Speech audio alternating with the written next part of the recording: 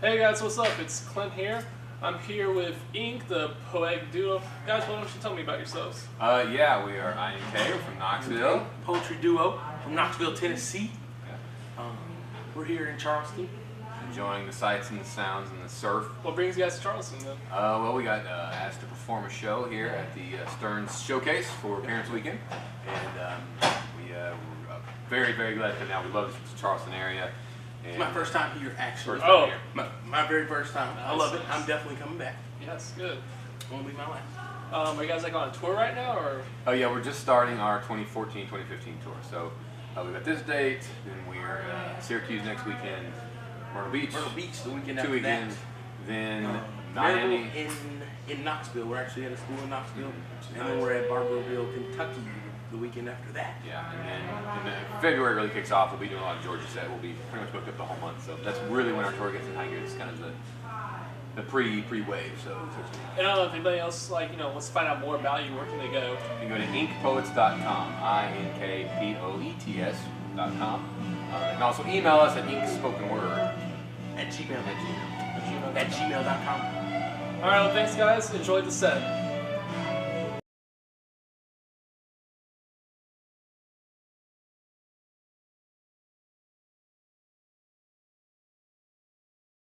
Right now we're going to get started off with two very special poets from this area. Yes. One, I believe, did you win like a competition thing? Is that right? Something like that?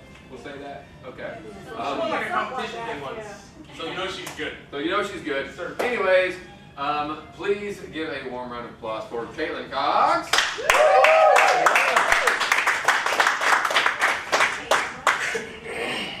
As I said, I won a competition thing. It was pretty cool. Yes. With an improv poem, which was terrifying, but it worked out. Great. The first poem I'm gonna do, I wrote for my dad. My grandma passed away a while back, and then my grandpa passed away pretty soon after that. And I remember one day he walked in the house, and he had this weird look on his face, like he just realized something very strange. And he was like, I don't have parents anymore. So I wrote this poem for him after that happened. If you had lost your parents at a younger age, you would have been called an orphan. But now you're just sad. And I have never heard your voice break like it did when it shattered shards into my eardrums that are still punctured with the breath that kept catching in your throat. This isn't a car you can fix. Spare tires won't help this flat heart rate. The troubleshooting this virus will take time, and recuperation rates are slow.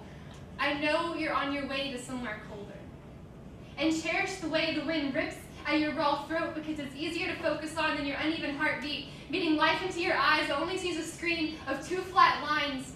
You told me you would always be strong enough to carry me up the stairs for as long as I asked. But Daddy, I see you struggling against weights that you never trained for because you couldn't.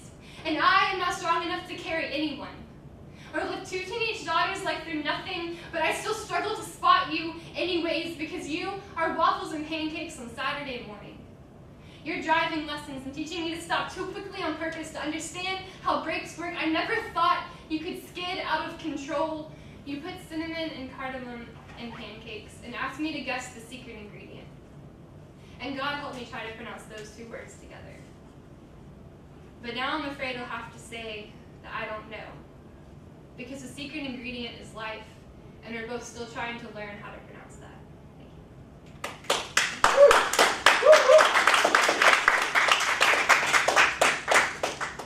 you. And this next poem I wrote for my friend Allie, who was working with me, so she couldn't be here, but it's called Marble.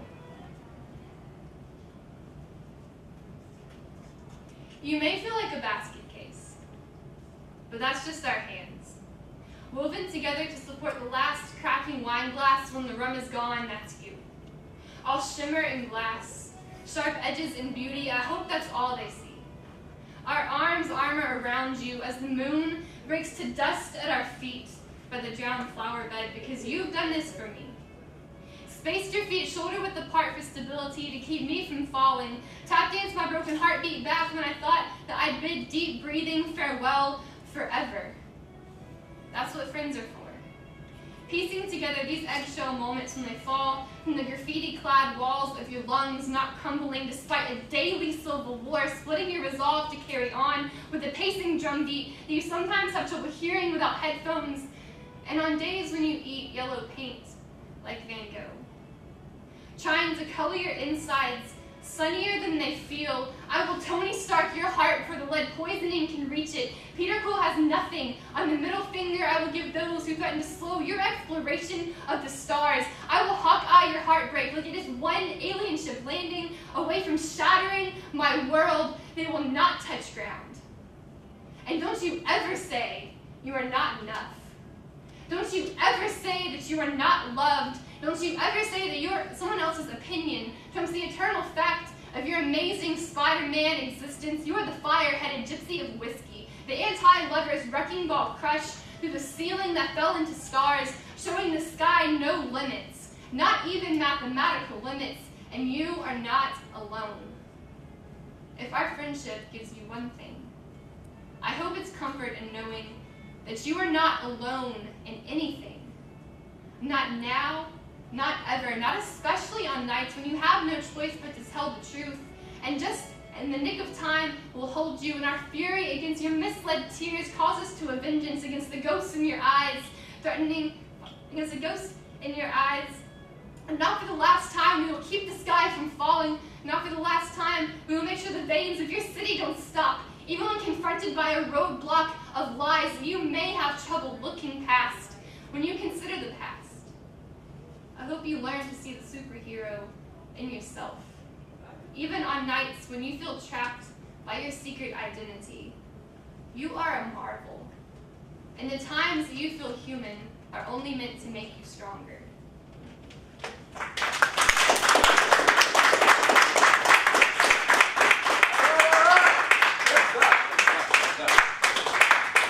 All right, excellent. Good, always good to hear a little bit of local flavor. Yes. And now I'm going to bring up an extremely talented poet that we met back this summer in Greenville, South Carolina. S-A-C-K-E-R line. That's right. Anyways, we got this guy at a competition. Always a pleasure to hang out with him and speak to him. Give it up for Derek Berry.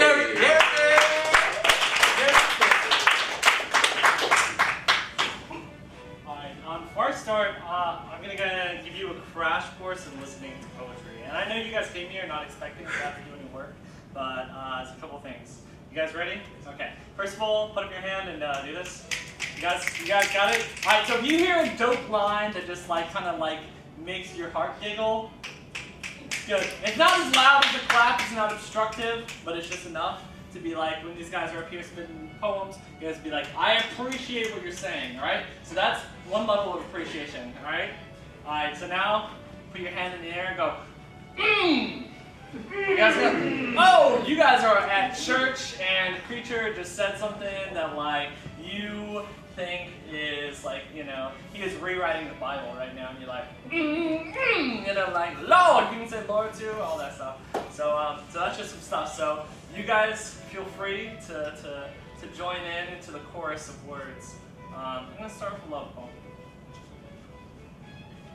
Unlike other poets, I may not call you queen. I will call you miracle. Our love ain't regal, but instead the peasant's hard scrabble survival. We're the backwoods revival of a town that almost gave up hope. We're the rope that wrenches us from the collapsing coal mine and my grandmother's deteriorating mind that hangs on the thread of a memory that my grandfather truly loved her. We may not sit on thrones, but our love stands on soapboxes, a missionary for believing in ourselves. You are the only manifesto that can inspire this revolution. The last flaring Molotov cocktail illuminating the dreadful night, the fight in my throat proclaiming, I love you. I love you is the best battle cry I ever heard. Ours is the romance of revolt, the grit and the churn. We're gonna make this work. Remember when you rummaged through the universe's lost and found box, and sifting through rusted locks of a Paris one-night stand, crumpled angel wings in the sand collecting beneath my tombstone, you dredged me up, dusted off my darkness, and dressed up my demons in sequin tuxedos. Baby, let's tap dance our scars into symphonies, cause I got a broken violin I never learned to play, and if you golden timpanis bent out of shape, you may not be a queen, but you're a superhero and you do not need a cape. You're the white blood cell suicide hotline. You're a guitar solo that never ends, and I want to crowd surf your shoulders. When the air grows colder, your body is the only radiator with a heartbeat. Our love is the sheet little boys pull over their heads to become ghosts because they are afraid of Halloween masks. Our love is the last time I'll ever ask someone if I can kiss them smack dab on the lips. Our love is a dorm room grease fire. Our love is a bouncy castle filled with baby goats. Our love is a broken bicycle we learn to always ride downhill. Please keep loving my imperfect. Kiss me right in the hangover.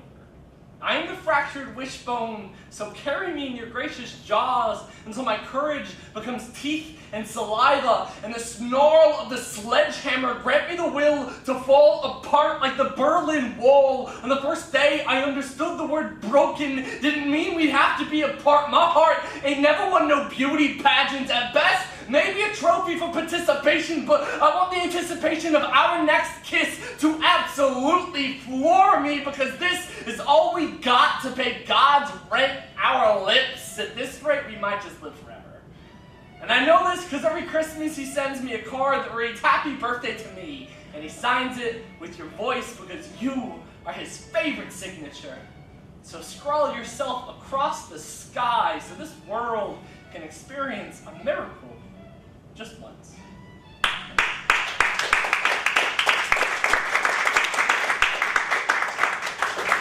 Alright, I'm doing two more, and I'm gonna do something a little downer, but I think it's important to share that all together, and then I'll bring you back up with some humor. Is that cool with you guys?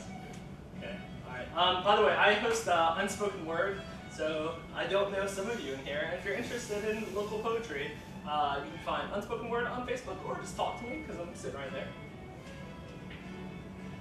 This is called Elegy for Superman, and it's for Adam Strong. The first and only time you punched me, it hurt. Like an Acme anvil dropped on a coyote's head, you said it would only hurt a little, lying. Like a doctor pulling a needle from its case, I said, "Punch me as hard as you can!" but not in the face. That night, my blood cried out for self-destruction, and I ain't ever took a punch before. We called you Superman. Not just because of your brawny bravado, but because you wanted to do good for this world. You hid your misery in a red cape, and I guess I never realized your kryptonite could live inside you. December 1992, DC Comics killed off Superman with a 2-bit strong arm named Doomsday. The world reeled in shock, having taken their savior for granted. The comic company, after months of low sales, found a way to increase its revenue. Later, of course, Superman came back from the dead. On the day I learned of your death, I hope you two were just seeking attention. That once you saw how much your friends loved you, gathered around a fire to watch the embers of who you were rise into the night sky, you would jump out of the bushes and yell, "Surprise, I got you!" We hoped, like Tom Sawyer, you would crash your own funeral. Well, we're just waiting for the gag to end. Because now I know what Doomsday can do to the uncertain survivors of a suicide. We're waiting for you to fly back from space with a smile and intentions to save the world. In the meanwhile, us mortals will do our best. Just us in a world we no longer believe can be saved. You can't just kill off Superman. You just can't. Lately, I've been bargaining for bruises and black eyes, praying you could punch me 100 times. If only that meant seeing you again. If only that meant sharing the pain you felt. We're all just missionaries of your memory now. Pilgrims carrying your name on our tongues like a child balancing an egg on a spoon. but I've got terrible balance in my throat, so I'm afraid your name will crack. Will whiplash my throat with the thunder of the truth. I don't want to say goodbye. And it's not that I don't want to remember you, only that I don't want to have to remember you. I want to sit around the fire and tell stories about the fireworks anarchist, the every-weather friend, the boy we called Superman. I'm pretending you're still there. That you're laughing too. But tomorrow, we'll laugh together again. Thank you.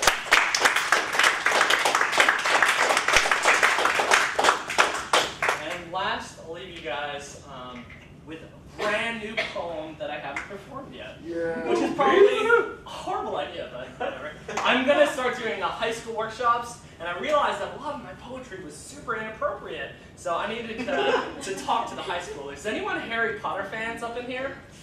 You guys Harry Potter fans? Some Harry Potter fans? Sweet. This begins with a quote. The boy who lived. Words are, in my not so humble opinion, our most inexhaustible source of magic. Albus Dumbledore. As a kid, I wanted to become a magician. Performing at family Christmas dinners with trick decks, rubber thumbs, and cloth rabbits stuffed into the secret compartments of silk top hats, I knew that it would only be a matter of time before I received my letter from Hogwarts. I executed smoke and mirror deceptions with silent gusto, for my mouth had not yet managed the magic of speaking. Words bubbled cauldron to the lid of my throat, then popped, a noxious nonsense released. The meaning snatched by some devious thief, my tongue become a loose cannon rattling between crooked teeth. Though I dreamt a magician's future, I never learned to disappear, to stow myself in a box or cut myself in two. Instead, I discovered a new trick. That strange ability to love and be loved. Suddenly, every street became Diagon Alley. Every owl held a secret message, and I no longer remembered the meaning of the word fear. I don't want to just disappear. I want to pull pennies from your ears and flowers from my empty palms.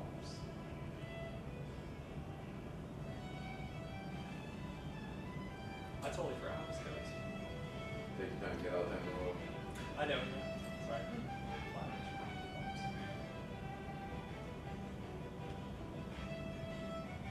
Oh, sorry.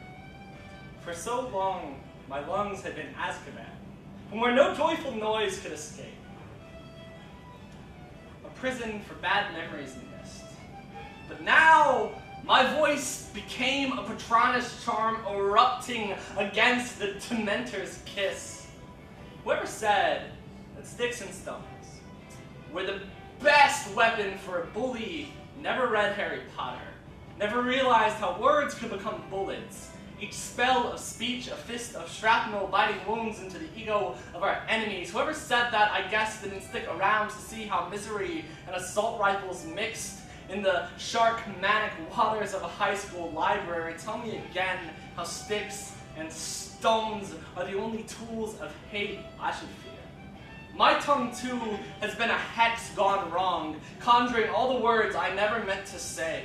Some days, my mouth is a horcrux, the part of myself I do not claim. A rotten secret scribbled in a diary hidden in my heart's four chambers of secrets. But these poems expel liquid death through my breath, sparking the wand of my spine against coming storms. If God spoke man out of dust, and we are made in his image, then what may we speak into existence another day? I'm alive. That too is a kind of magic.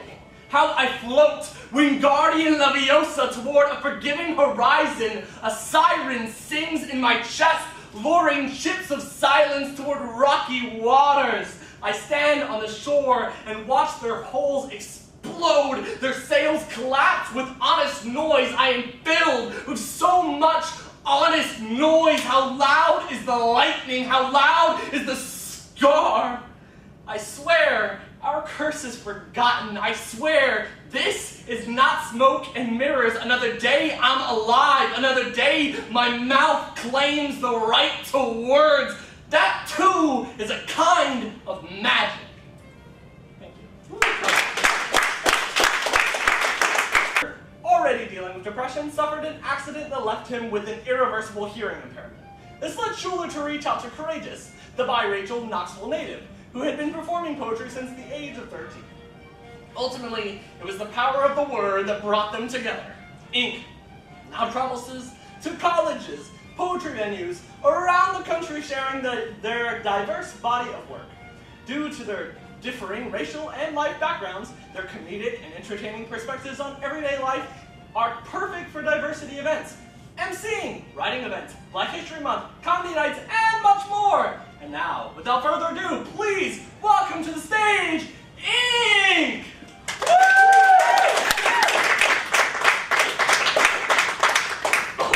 That's a wonderful intro. Give it up for our two opening poets.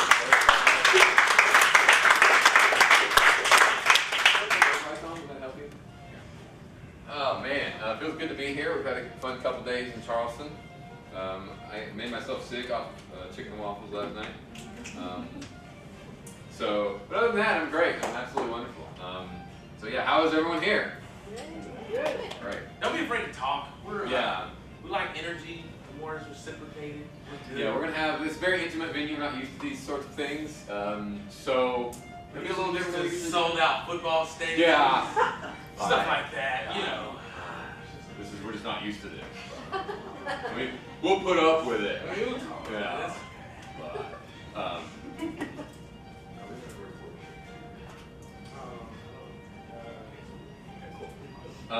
So, anybody from Charleston in here tonight? That's from Aiken. You're from Aiken.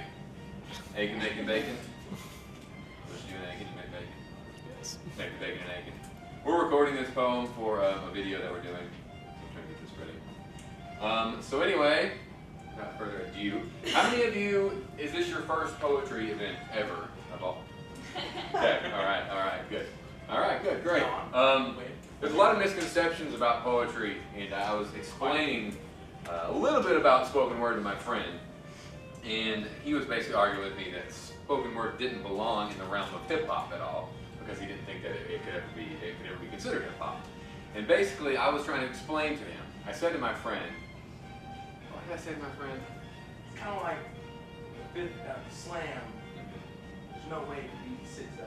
Right, exactly. So the other day, I told my friend that I believed that slam poetry was the 6th element of hip hop. Then my friend said, Of course not. I mean, think about it. You think Shakespeare could ever be hip hop? and at the time I said, well, no, there is no way. Sorry. I'm trying to record the audio as well, and I got a phone call in the middle of it, as predicted by my friend Brad. All right, so the other day, my friend and I were having this discussion about the possibility that slam poetry was the 6th element of hip hop. But then my friend said, Of course not. I mean, think about it. You think Shakespeare could ever be considered hip hop? and at the time I said, well, no, there is no way that Shakespeare with knee-length pants Knee-high socks. didn't know a thing about trying to pop and lock, Biggie and Pop. slinging crack Or rock mad jump shots. could ever be hip hop. But see, that's when it hit me.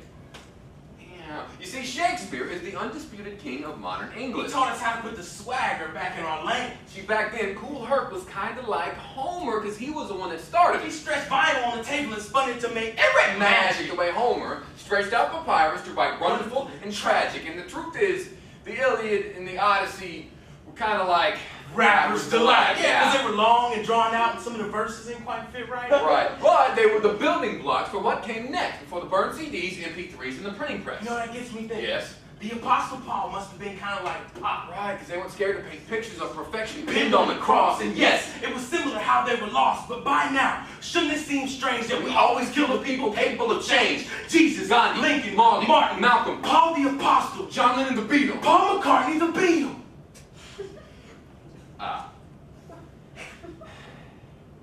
Paul McCartney's still alive.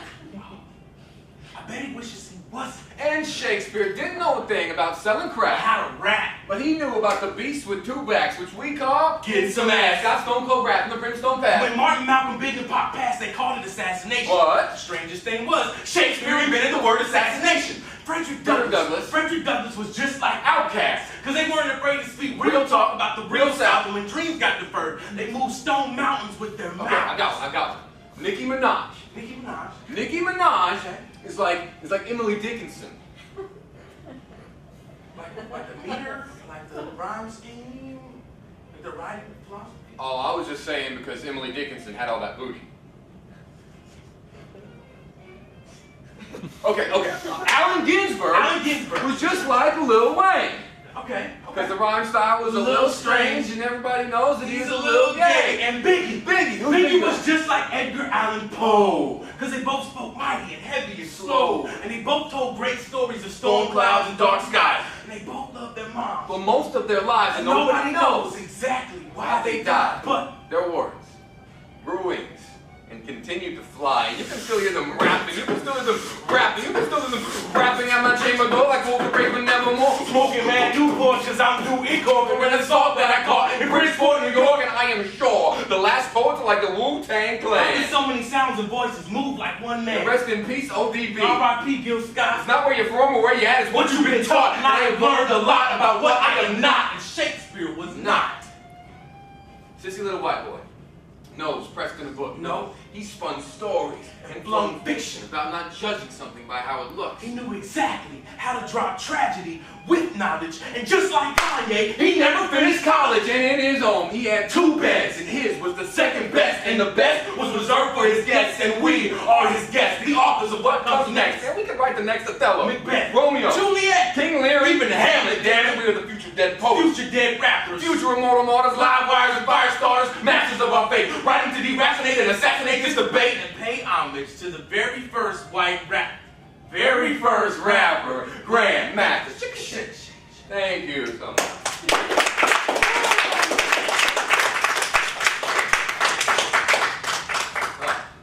Alright, we got through it. Oh man. So how's everybody doing tonight? Woo. We're wooing. We're winning. Write that down, somebody. Write that down. That's what he's saying. So we do some games with the audience. One of our favorite games is either or, where we give you two choices, such as Chips Ahoy or Oreos, and then you yell out to me which one's better. So, Chips Ahoy or Oreos? Oreos. Chips Ahoy. Got some Chips Ahoy. I'm sorry. Fun fact about Oreos. Oreos contained pork until 1985. No wonder we like them. Yeah, Bacon cookies. Exactly. basically, yeah. That was the year I'm born. Me too. I knew we were friends for a reason. So yeah, we are I.N.K. We're from Tennessee, Knoxville. I'm from right outside of Knoxville. Anyone been to Knoxville? Yay! Woo! Has anyone been to Pigeon Forge? Woo! Yay! Has anyone been to Townsend, Tennessee? Woo! Townsend is the peaceful side of the Smokies. Sure is. We don't allow any. North Carolina is actually the peaceful side. Yeah. So yeah, that's fun. But I am born and bred in the heart of Knoxville, Tennessee. Born in the fort. Most dangerous place. You really born in the fort? Yeah, Fort St. Knoxville. Oh. And I was born in the fort. I got my degree from the University of Tennessee in psychology, so I'm analyzing every one of you right now. Hope to get my master's in creative art therapy, doing this poetry thing as a means to actually finding therapy. And I've actually helped out on a portion of an Alzheimer's poetry project. And it was actually really interesting. I interned in an Alzheimer's lab for about 3 months. And it was one of the most eye-opening experiences of my life. But it was amazing, absolutely amazing. So it's amazing what poetry can do and how you can utilize it to work your brain and get out some things that you've been trying to get out. But I love poetry, I love writing, and Yeah, so that's why we're here. that's what I'm doing here. Yeah, we embarked on this journey very recently. I used to live in the state of South Carolina. I used to live in Columbia, which is with her. So I used to live there, and I remember moving away from there, and I had this weird thought in my brain because I was looking out at my window. I was looking at the palm trees and the sand, and I remember thinking, gosh, isn't it weird that after a few more weeks I'll never get to see any of this for a long time? And then A few weeks later, I went to see my grandfather in the hospital, and he was looking out the window. And it didn't hit me at the time, but what he was thinking was, man, after a few more weeks, I'll never get to see any of this ever again. Fast forward 2 weeks, I see that my phone's ringing. Yeah, I know something's wrong. And I answer to hear the words, your grandfather passed away. You know, death, it's always such a shock, even though it is so natural, but there is just something so intriguing about the fact that one day we all just stopped. The preacher stood on stage and he was telling all of my grandfather's stories, and I remember sitting there thinking, God, I wish I could have just talked to him one last time, right? But what I was really thinking was, I wish I would have just talked to him, like actually talked to him, like try to step inside of his soul and ask for more. He had all these stories about the Korean War, but all I did was say hello and stand awkwardly by the door. And now he's gone. He's in a box in the ground, and bones crack magic from the gun salute sound with taps droning on, and tears climb down faces as they play his last song. And now, even though I'm no longer his grandchild, I still long to be a grandchild. And even though I'm no longer his grandson, I still want to be grand like the sun. I want to be the light that nations wake up for. I want to be the orb that makes worlds warm. I want to shine so bright you just can't help yourself but to look directly into me. So look directly into me and let me tell you that I would rather live with realities of grandeur than to cope with delusions of reality, because how many times do people say that they're going to live like they're never going to die, and then they end up dying without ever really living? Me and my mom were going through all of his old things in hopes of finding something of value that we could sell so we could help pay for his funeral. And the only thing we found of any value to take was this big bag full of gold necklaces. And they all turned out to be fake. And that's when I learned that status turns us all into slaves. That crap in your garage won't fit in your grave. And that baggage called hate won't squeeze through those pearly gates. So when I die, bury me with a plasma screen that plays all of my life's highlights on constant repeat. I want that mounted right there on my headstone, right next to two huge speakers blasting Outkast and the Deftones and a dance floor on my grave. So when you come visit me in my final resting place, instead of mourning me the way I have to mourn my grandfather, you can just stand there, arms wide open, and remember what us felt like.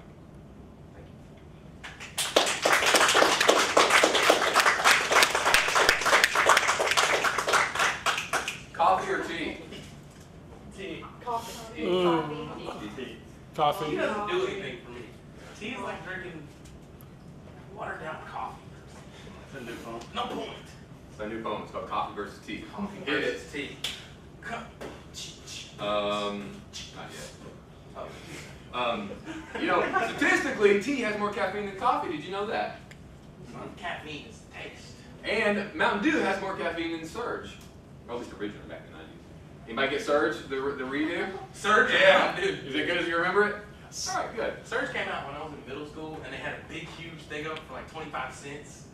And if you want to talk about kids that got really out of hand, Really out of shape. really out of shape, I'm still dealing with it. It's great. It's Surge. But yeah. Basketball or football? Football. Oh, basketball.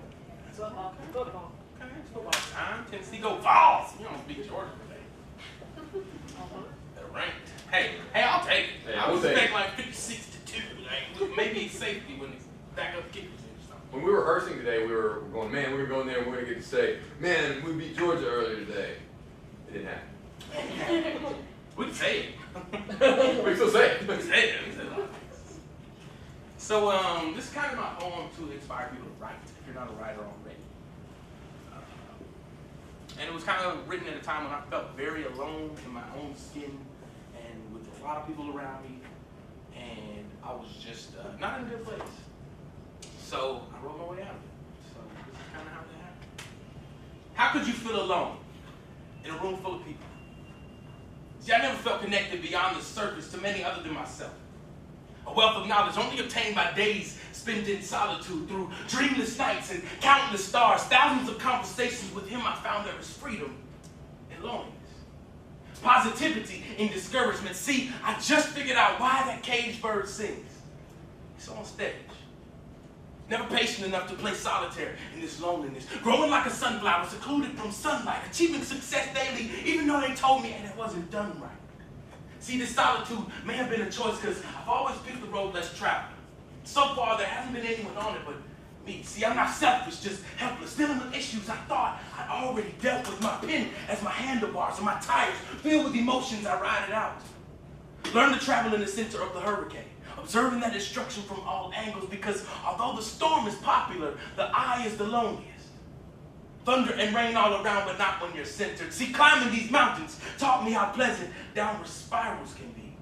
And since I know it's not what happens in life, it's just how you take it. I've always been an easy breed, so I've never been able to fake it. I need to make it, but on my own steam, like that little engine that could. I can. But I'm not mechanical. Even in my dreams, I bleed. Sometimes too hesitant to take the lead, but I'm alone, leading this army of one, only led by my indecisiveness.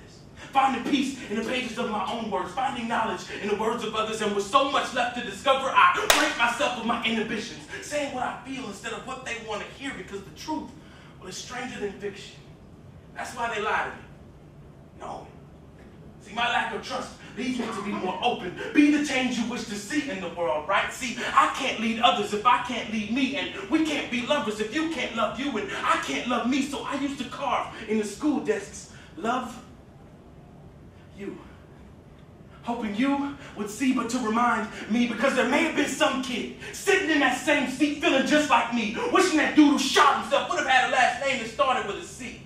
Maybe with a name that ended like me, he would have had a chance to learn what it truly meant to be free. See, there is freedom in loneliness, positivity in discouragement, terrified to eject my lust and insert my love, because my heart doesn't know what it has left and refuses to budge. However, on the horizon, there's hope. Can you see it? The presence of hope will allow you to dream. So dream of the day you will fall in love with sunrises and be heartbroken by sunsets. Be romantically involved with that gift of a brand new day, and with such a gift it makes you so terribly sad to see the end of it. So the next time you're feeling lonely, standing in the middle of some crowded room, step to where I stand. This spot of solitary confinement with all eyes on you. If all the world's a stage, their ears are your lights, and if your heart's your speaker box, you won't need no mic. Bring along a few metaphors, some similes, and some verbs so you can discover the beauty of the war created between the world and your words.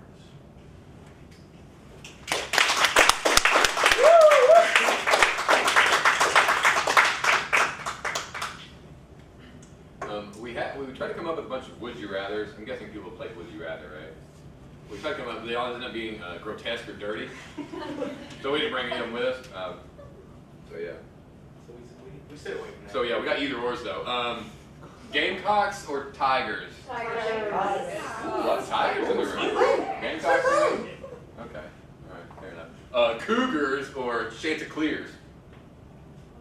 What's a Chanticleer? Have you noticed that's the Coastal Carolina mascot? That's not even a real animal. Not really. From Chaucer. Oh, really? Yeah. You know, University of St. Louis is the same way. Oh yeah. What's their take on Billiken. what? Billiken. It's a thing one of their English professors made up because they needed a good mascot. So they came up with the Billiken. And nothing else rhymes with Gilligan. Yeah. And that's where we come in. Yeah. I think we got started. We figured out what rhymed with Gilligan. We figured it out. Mm-hmm. And in a poem once, I rhymed something with orange. No way. Did. Silver. No. Hold on, wait. It's on my phone. Can I do this real quick? I'm proud of you did what you can. I mean, maybe that's what the pain is for. I don't know. How many people we got from Fort Wayne? 2? Okay. All right, fair enough. By the way, everybody say hi, Brad. Hi, Brad. Hi, Brad. Brad is our photographer, videographer, road manager, and merchandise man. You may remember Brad from Business Insider, Matrix-style photos, and The Guardian. The Guardian? Yeah, no. Okay. He was Flickr famous for a while, and if you'd like to go look at his awesome photos on Flickr. He's pretty good at this stuff. Mm-hmm. So this poem I was talking about, okay? I reminisce on the first time I left her. I'm talking about the South. I wrote a poem, it's called Back Home. I reminisce on the first time I left her. The sound of her soul followed me to the desert sands of Arizona. I missed her like the barren land beneath my feet missed precipitation. I needed the view from foothills. I needed the comfort of southern. I needed the sound of her love, and I needed home. Home. Where we ain't allowed to waste a damn thing, turning Gourmet chefs fancy garnish into greens. We can even fry garbage up into pork rinds. We even bottle up the nightlife just to get a good taste of the way moon shines. Every autumn, I fall for the hues her trees produce. These yellows and golds garnished with oranges and scarlets tempt me deciduously. The slope of her mountains resembles the slope of our vows. And I'll tell you a little secret, we just love our words so much with them, we take our time. And I say, What was the orange rhyme? orange, tempted with garnets and scarlets. Don't do it again. Oranges and garlets. Oranges and garlets. That's what I said. Okay. Yeah, that really rhymes, man. That's really impressive. We're so excited. Oranges, scarlets, Okay, you guys want to hear? With an accent. You guys want to hear real rhymes? Remember real rhymes? orange. We should show them some real rhymes. Okay, that'll work. All right. Okay. Yeah. Okay. I can do this. Mighty Morphin power play, a bricklayer, payment made a wager on the healthy way to play a hater. Maybe made a chance that I could dance in my feet, lead a dance in the street with my purple painted pumas on my feet. Slot bucket filled with gravy and eggs. Roll Rick Denker with the craziest legs. He's at the Cookie Mountain found him shaving his head. And you don't really want to know the things that he said. Said it was certified nastiness. Understand the over-under passive was the end up with the horses that the spread between your mattresses. My fatness is a carnival cruise. Capsizing in the Caspian, barnacle cruise. I tried to ride a conquer, but I'd rather drive them bonkers on my pomegranate, bomber jacket, jumping Jeffrey Dahmer on my living long and parcel, screaming death and put us all at a Frank Sinatra concert while I turn into this monster. Thank you. Woo! Now that,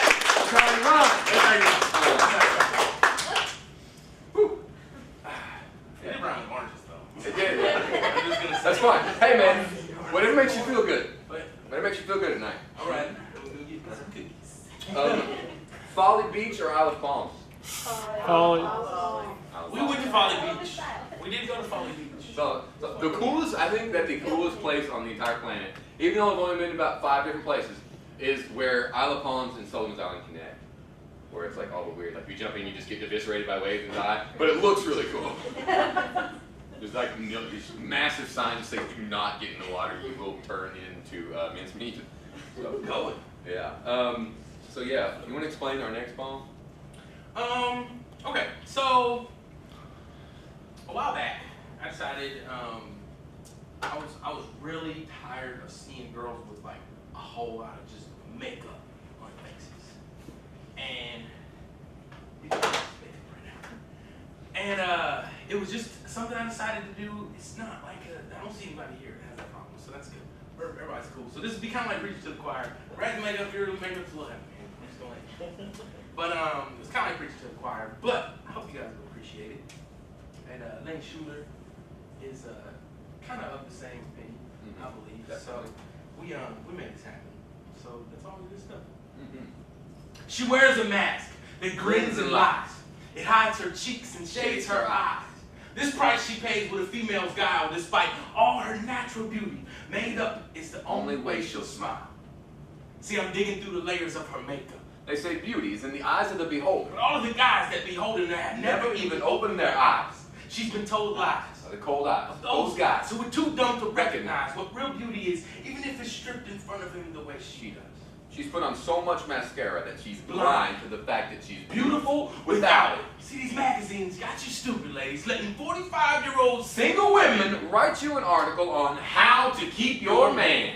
And these models got you envious, and Envy is ignorance. And honestly, Most real men don't even think models are all that sexy because they lack intelligence and Coke diets just aren't that attractive. Desperate housewives will never happen on your block. And neither will sluts and self-pity. Sex in the City. Why do you always mess that up? God. And let us be the first to say, Forget Oprah. Whew. Right. And we like Oprah. She does a lot of positive things for her billions. Billions. And billions. Billions. Billions of dollars. She gives free chicken to people. Not me. But everything she says is not the word of God. And honestly, her relationship with Stedman's really Not that healthy. So let us be the people to tell you where to put her relationship in life. And maybe that wasn't so nice. But you don't need no cover, girl. You're already gorgeous. Tell Revlon to get gone. Make Mac stick to making computers and iPods. Cause there's nothing uglier than those lipstick streaks on your pearly white teeth. Or the fact that you lost some pigment in the winter And your neck don't match your cheeks. And there's nothing more beautiful than those sweatshirts and a t-shirt, no makeup, hair pulled back. Leave a little bit for my imagination and I'll pick up the slack. Cause I don't want no made up girl. I want a real woman.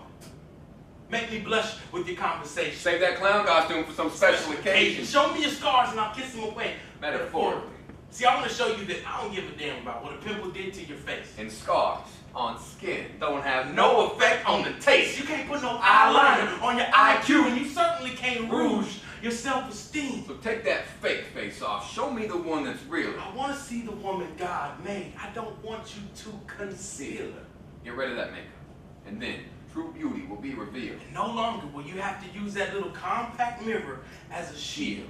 See, I'm just hoping. And pray. Through this journey of life, you find that the only thing that's true is you'll never be able to make up your mind. Thank you.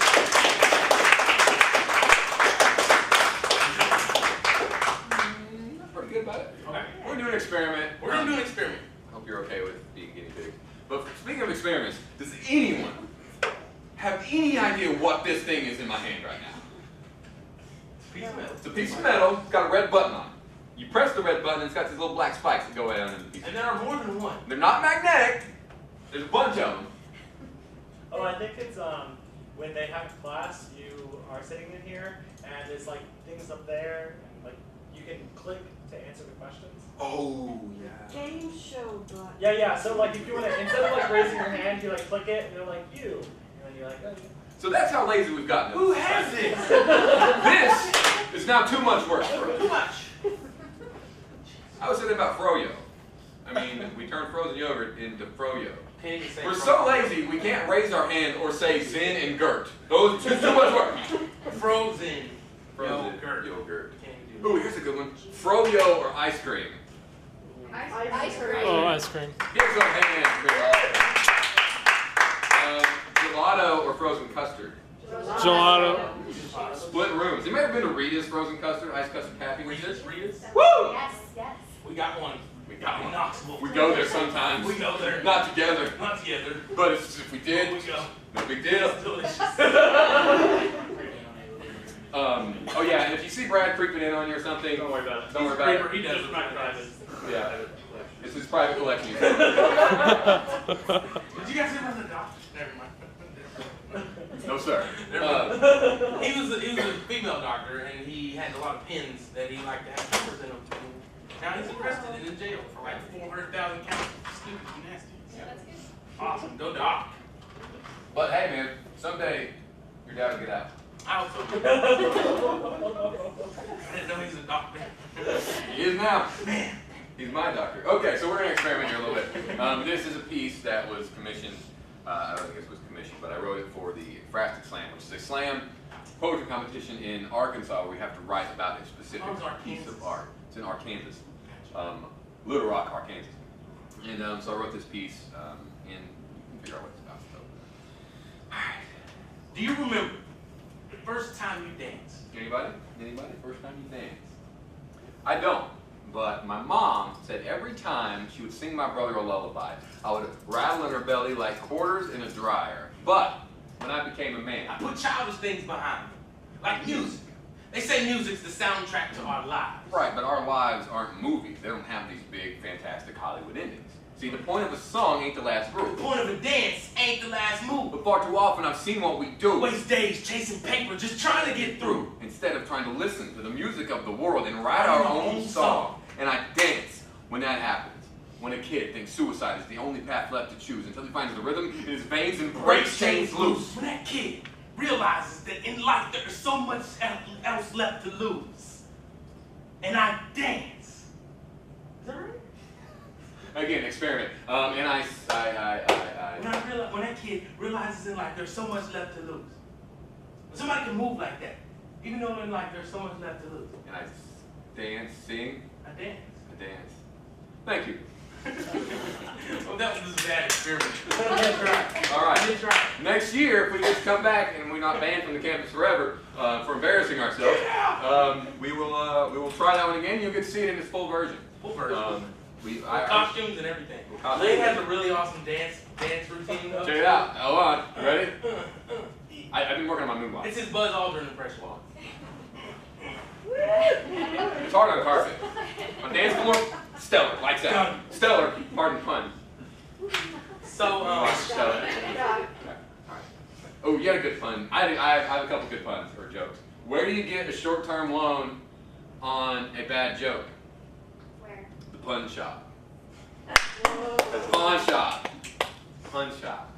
That was punception. That was a pun within a pun. It was a pun about puns. Punograph. Punception. Ooh, pornography. I'm hardcore punograph. Yeah, he's into hardcore pornography. Okay, I made this one up. I wrote this joke myself, by the way. Why did the gold miner make the best ghost? Because he was a prospector. Thank you.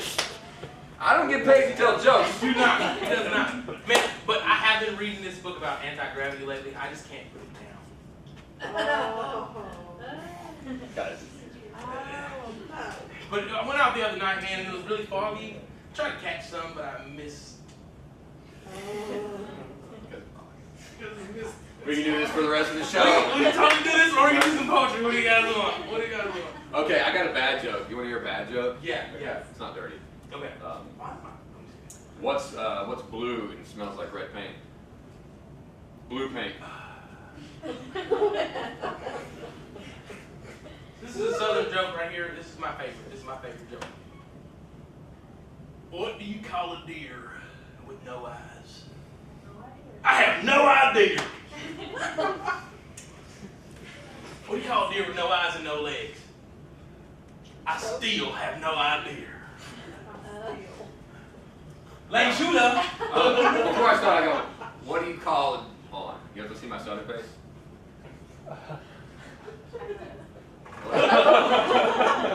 What do you call a deer with one leg? Oh my God, it's a deer with one leg, man. It's weird. I didn't have a punchline for that one. I just wanted to show you my southern face. Anyway, if you ever want to do a southern accent, just tuck the lip on the gum, and you You'll have it. You you'll automatically have it. speak Literally, like that. because of the way you talk. I'm not trying to have a southern accent right now, but you can't use your top lip to enunciate. This turns all your words to sound southern. You see, and it creeps your friends out pretty bad. Anyway. If you just dry your teeth off, it'll stick Yeah. all day. All day. Anyway, sorry. I'm going off the rails here a little bit. We're having a good time because we're all friends, right? We're all friends? Yeah. Yay! All right, cool. Where were you before you were born? In heaven. Okay. Where were you before you were born? No clue, right? Okay. But are you going to go back there when you die? And is the space that sits between nothing more than just a dream that circumvents and intervenes with the days that we've wasted chasing things? You see, we are destined, right? From birth. To go to school, which we need. To get good grades, which we need. So we can get into college, which we need. So we can get that degree, which we need. So we can get a better job, which we need. So we can get more money, which we need. So we can get more, bigger, better stuff that we don't even need. And if life for us has just begun, but time flies when we're having fun, but we rejoice with every hour that passes while we're working. My God, we'll all be dead before we know it. But ain't that just the American way, right? Working so you can finally live, and then messing all that up and working until the day you die, the way penguins got wings and they never learned to fly, the way junk food became just food, and bills go from on time to past due. We remove the beauty, the magic, whatever you want to call it, and love may be blind, but don't think she don't know the size of your wallet, because Tupac Shakur has got enough money to fake his own death. And I would venture to guess that Bill Gates has got enough money to fake his own life. He's running Windows from year 2165 and 22nd century CGI, and suddenly something seems to have happened, and suddenly somebody leaves a distraction and magic. Nobody's taking the action, and suddenly somebody's leaving the faction, and you can't stop the revolution. And now we listen to these scientists who state the obvious, like Newton, when he came to town, he made all the villagers gather around and tell him that what goes up will come back down. I wish I could have been there to see the one villager with enough guts to look him right in the face and go, "Oh yeah? Well, no kidding, man." But it's like Mom used to say, the squeaky wheel gets the oil, right? That's not the way it works in the real world, is it? The nail that sticks out gets hammered back down. The idea that's different gets shot down. The woman who tries to stand up for herself gets slapped around, and you can't stop the revolution. But when I say you can't stop the revolution, I don't mean our fists raised standing in front of tanks and lines. When I say you can't stop the revolution, I mean you can't stop time. You can't stop time. You can't stop time. The earth spins 360 degrees, rotates the days, revolves the years, and with every revolution, our hunger disappears. But that's not me. See, I am built like the arch. The more you push on me, the more force you exert on me, I simply grow stronger. You try to pull me apart at the seams, and I simply stretch longer. And this is not life or death. This is brain matter for a love trust. I want you to breathe in this intensity until your lungs bust. And if I had one wish, I would demand that you command the same type of attention and respect that you will get on the day of your funeral. Each and every day while you are here, alive and well, living, you see, then and only then can you truly learn to stop the time.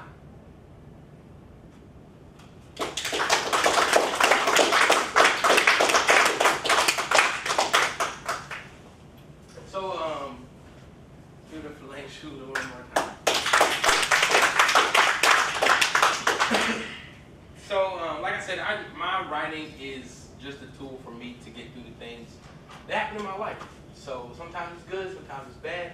So, wrote this poem a few years ago. It's kind of sad. I'm gonna let y'all know now. We need some tissue. There's some napkins down there. But it starts out with a song that my friend Star wrote. It's called "Let It Rain." Let it rain, let it rain on me, let it rain, let it rain on me, it's okay, 'cause I feel no shame when it rains, let it rain on me, let it rain. I'm just begging these raindrops to conceal my teardrops. So I always think about it when it rains. It always seems to rain when I think about it. Too much of a man to run from my consequences. Not enough of a man to handle the outcome, but just enough of a man to admit my faults and that I have plenty. See, she didn't have a choice. We did. Her life ended before her heart ever beat with my blood. She was innocent. I'd always said I never wanted to bring a child into this world, knowing the direction it's headed. Murder, rape, poverty, AIDS, cancer. She'll never have any of it. A consensual decision formed a miracle. A mutual decision stopped it. See, I never heard her voice. I know she heard mine. Telling her baby, God's gonna have to be your new daddy. I have no one to send an apology, only to myself for depriving me of her smile. I can't be sorry for keeping a life from this world headed for apocalypse. I can't be sorry for keeping a child from becoming resentful of a father who didn't have time to be there for her, and a mother who I barely even knew and doesn't even know how to take care of herself. I'm only sorry I never got to see her smile. I just couldn't bear the thought of hearing her cry. Damn, I'm glad it's raining. See, she would have had a smile like her mother's, as bright as the sun, hopefully eyes like mine, skin the color of the sweetest caramel you've never tasted. Hair long, dark, and curly with limitless talent and the intelligence to match. She'll never be hurt. She'll never cry. She'll never feel pain. She'll never feel neglected. She'll never have her heart broken by some dickhead. She's God's. A better father than anyone, especially me. And I know she smiles because that sun still has the audacity to shine sometimes. And maybe I'll see it one day. But for now, I'm just begging these raindrops to conceal my teardrops. Because I always seem to think about it when it rains. But it always seems to rain when I think about it. And it's okay, 'cause I feel no shame when it rains. Let it rain on me, let it rain.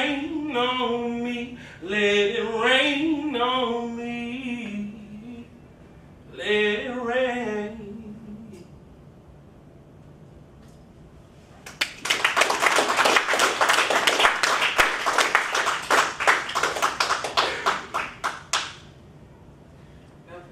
Ooh, this one,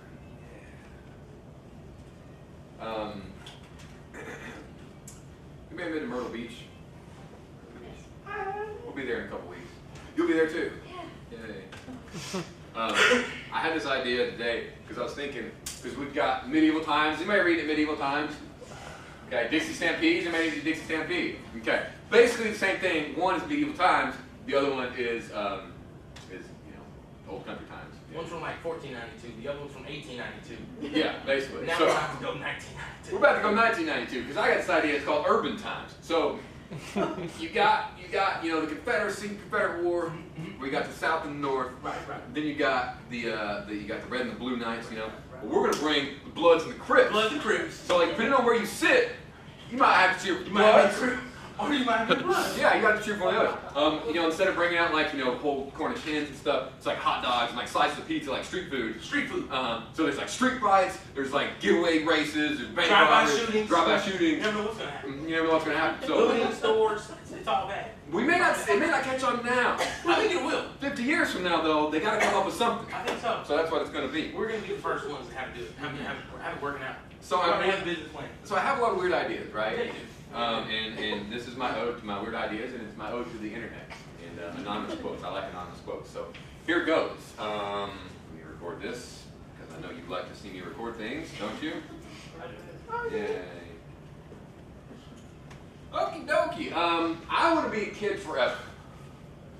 Because we've all grown up just a little bit too much, haven't we, right? We're serious now. We're students, college students. We're businessmen, employees. We're musicians, serious business. But I want to stay a kid. I want to play in the rain for hours. I want to pick the petals off of flowers. I want to melt the legs off of my sister's dolls. I want to shake the tree just to feel the snow fall. I want to be a kid forever. Because I still remember the magic, the fun, life before I was obsessed over death and money and women. But I still have fun, right? Like, I like to get my windshield wipers lined up with my music. I still have to sing the alphabet all the way up to the letter that I'm looking for just to know what comes next. I would still go out of my way to step on crunchy-looking leaves. And I still spend most of my night flipping over my pillow to get to the colder side. I still take dumps in my cat's litter box just to watch her try to bury it. Just me.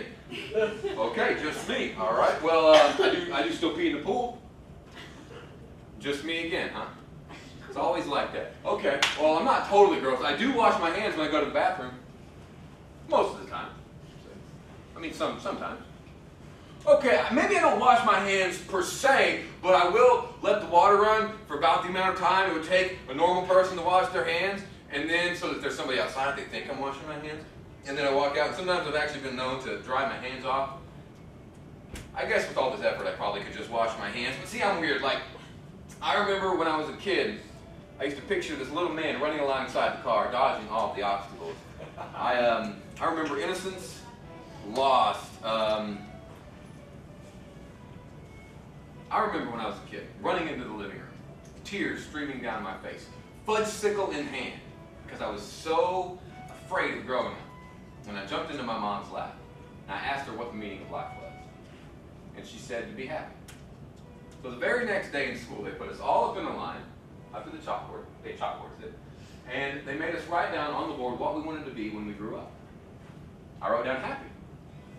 And they told me I didn't understand the assignments, so I told them they didn't understand life. They want us all to think life is exactly what it seems. Told us to take our goals and start calling them dreams because we're supposed to know they'll never come true. But that's not the way it needs to be. We need to have fun. We need to play with toys. You can use my words as toys. Tools for your own personal revolution. Twist them from how they're written, like the Constitution. flip over the couches, and build a fort in your living room. Pretend the ground is hot lava. Have an action figure battle royale where He-Man and Sonic tag team to take on Dr. Robotnik, where Stretch Armstrong and Mario are trying to recruit G.I. Joes to take back the fortress of Legos, currently occupied by the forces of Krang, Shredder, and Goldar, and King Koopa, and King Cobra. But that's not the point, y'all. The point is, it breaks my heart to feel my days moving faster, the years getting shorter, and the Christmases squeezing closer. Because I still remember getting a new Ninja Turtle action figure would make my imagination soar. But now I cringe at the thought of ramming another ugly sweater into my sock drawer because life moves so much faster than it did when we were kids, right? I mean, I'm 29. So that means I maybe get to do what I've done so far 2 more times. And that's it. I'm done. It infuriates me that all the beautiful people in this room all have to die. Sometimes tragic or grisly deaths.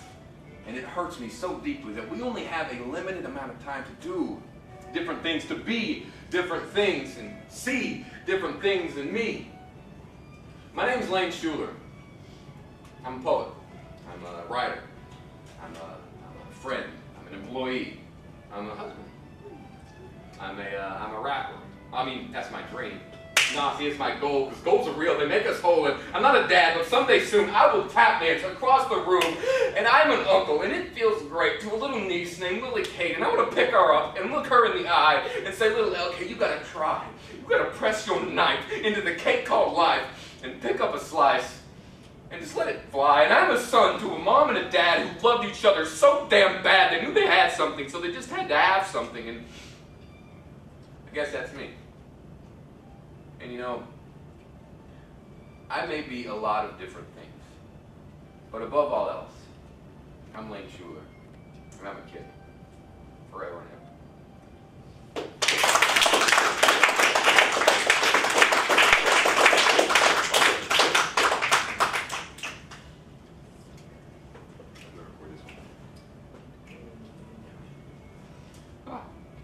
That one's always rough for me. I'm recently married. We went to New York. No, my Married lovely girl wife. this time. Lovely wife Hannah is at home. She cannot be with us this evening. We got engaged at Folly Beach. Yay. That's why I prefer Folly Beach to Isle of Palms. This is our last home for the evening. We're running short on time. We want to have plenty of time for you to donate money to us and buy merchandise before we're forced out of the building. So, but speaking of things that you can enjoy, we got all the food over there. Let's not let any of it go to waste, because food, I think, is a special thing. It's a special thing, especially when you eat with somebody you love, and it's even more special when somebody you love makes it for you. I agree. I feel like that. My dad was a chef for 50 years, and he just retired last February. So this is very near and dear to my heart. I agree. So we had this discussion because part of the reason we love our jobs is because we get to eat at all these fabulous places all over the world. And we just think it's so special when you get your kitchen and you get all your supplies ready and you just hit it with a little bit of this. A little bit of that and a whole lot of butter. These are the words I remember from my mother. She taught me how to cook when I was this tall. And those words stuck in this brain until this day when I picked up this phone to make this call to say, let me cook for you. Have a seat at my table. I'm here to serve. Allow me the chance to pour you a glass of your new favorite wine while I finish preparing the ingredients I selected to nourish you. This isn't just food. This is the moment I culinarily excite each and every one of your senses at precisely the same time. Well before we get to dessert. Let me cook for you, because a wise woman once said that cooking is a whole lot like love. It should be entered with reckless abandon or not at all. So with a little bit of this. A little bit of that. And a whole lot of butter. I made you that one thing that you had at that restaurant we went to and you just kept telling me how much you meant for us. And then you got so mad at me and you said I wasn't listening. But I was. You were? Yeah. See, I took out that sage you said you hated. Added a little bit of spice like you do to my life. And I took out the garlic for later. I want a cake to the tip of your taste buds, but I was hoping this meal could be more than that. Right. Because a good meal, like good love, never fully satiates. It is good to the last bite, and even the last bite leaves you wanting more from the appetizer. Our eyes meeting across the crowded room. To the entree. Our very first real date. To the side dishes. Those late night phone calls that last until sunrise. To the icy cold beverage. The very first time you fart in front of me. Okay, to the dessert. And we all know what dessert is, right? Our wedding night. Generations of our family gathering together to witness holy matrimony. Knowing that again, neither of us will ever have to be lonely. And I fixate my gaze on you, walking down the aisle, much like I will spot the waiter across the room carrying our food, and I know it's our tray from 100 yards away, and I will track that steak like I'm the NSA because I'm fat like that. But with this week, I prepared the ingredients with the best nutrients to add to the span of your lifetime. Our lifetime. To set the table for more days we're able to spend together, nourishing each other. You cook the dinner? I'll do the dishes. I cook the dinner. You do the dishes. You bring home the bacon. I'll watch the kids. You walk the dog. So I can go hang with my friends. I live to love you, you love the way that I live. You're sweet and I'm spicy, just like the perfect dish, just like the perfect night, and that's just what this is. So as I cook, I pray to God you won't forget this. so I can cook you dinner and you can cook me breakfast, but that is just the first of many courses, many meals, many trials, and even more errors, like when my parents first got married. I bet your mom did like my mom. She tried to make biscuits. She did, but instead she mixed up all the ingredients, so instead they got pie crust and gravy. But now, my mom's biscuits are the best on the block, and that is love. Spending years using hands to press, fold, and caress, to turn pie crust from dry, flat lumps into big, buttery biscuits. And love ain't easy, It y'all. isn't supposed to. Look, I could have gotten you something off the dollar menu. I could have taken you somewhere really nice. And he'll always carry the tray for you. Yes. And I could have gotten you a foot-long sandwich for $5. But instead, we are here. In comfortable company. Napkin on my lap, love on your plate. You on my mind, now let us say grace. Thank you, God, for our food. Let it provide nourishment to our bodies. Let it impress her ever so slightly. And if it's your will, let this be my child's mother. And she can teach him how to cook. And how to find a lover with a little bit of this. A little bit of that. And a whole lot of butter. We are I.N.K. Thank you so very much. You're a small but wonderful crowd. We appreciate everything. It's funny because people are going to look at the video and they go, so these guys check their text messages after every poll? Anyway, thank you so much. We'll be back here at the lunch table for at least another 35 seconds or so until we're kicked out of the room. So we'll see you back there. Thank you so much!